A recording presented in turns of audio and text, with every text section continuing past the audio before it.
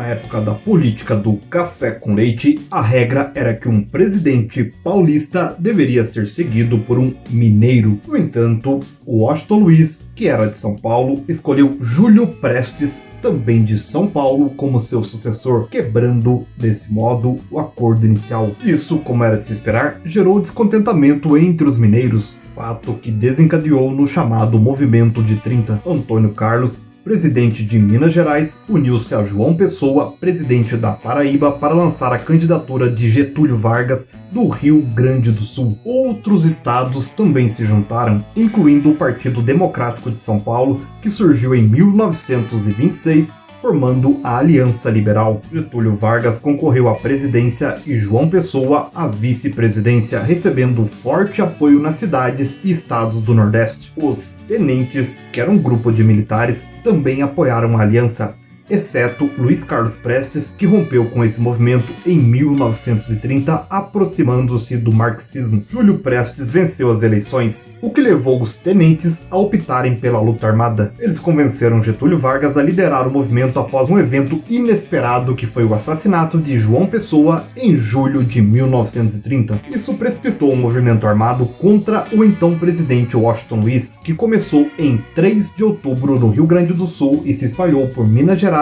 e Paraíba. Incapaz de conter a marcha dos rebeldes em direção ao Rio de Janeiro, Washington Luiz entregou o poder a uma junta militar em 24 de outubro. Getúlio Vargas assumiu o poder em 3 de novembro de 1930, estabelecendo o governo provisório da Revolução. Com essa mudança, a Primeira República, também conhecida como República Velha, chegou ao fim, e a Segunda República, ou República Nova, teve início. O novo governo dissolveu o Congresso Nacional e as Assembleias Estaduais, nomeando interventores para administrar os estados até a elaboração de uma nova Constituição. Uma grande inovação ocorreu no campo das relações trabalhistas, com a criação do Ministério do Trabalho em 1930. Leis trabalhistas foram implementadas, estabelecendo jornada de 8 horas, repouso semanal, férias remuneradas e outras proteções para os trabalhadores. Apesar disso, Getúlio Vargas demorou a convocar a Assembleia Constituinte, causando descontentamento, especialmente em São Paulo. No estado paulista, a insatisfação se ampliou devido à revolta dos fazendeiros do café, que buscavam recuperar sua influência perdida durante o período. A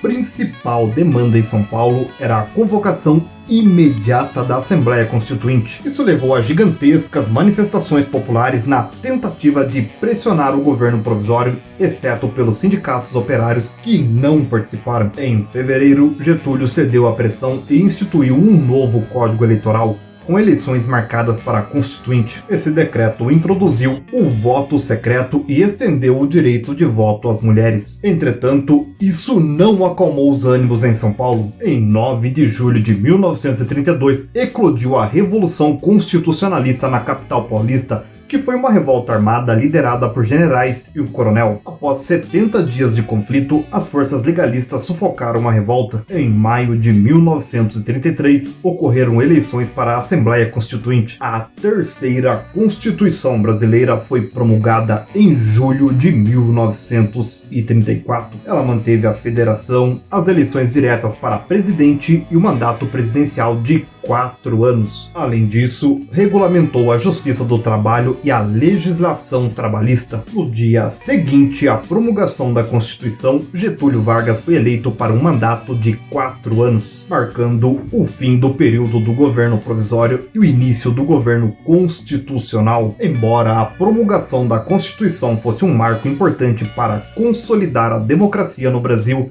a situação internacional contribuiu para um cenário instável. A Europa enfrentava crises como o nazismo na Alemanha, o fascismo na Itália e o stalinismo na União Soviética, o que também se refletiu no Brasil. Em 1932 surgiu a Ação Integralista Brasileira, um grupo de tipo fascista liderado por Plínio Salgado. Em oposição, comunistas, socialistas e tenentistas de esquerda formaram a Aliança Nacional Libertadora, ANL, em 1935. Entretanto, o governo ordenou o fechamento da ANL em julho de 1935. Militares ligados a essa organização promoveram insurreições em novembro, buscando depor Getúlio e estabelecer um governo revolucionário. Porém, As rebeliões, conhecidas como Intentona Comunista, foram rapidamente sufocadas, resultando em uma repressão severa do governo de Vargas. Mais de 6.000 pessoas foram presas, incluindo Luiz Carlos Prestes. Eu sou o Schwab e se você chegou até aqui, deixa aquele like para que esse conteúdo alcance mais pessoas. Aguardo você no próximo vídeo, onde eu falarei sobre o Estado Novo.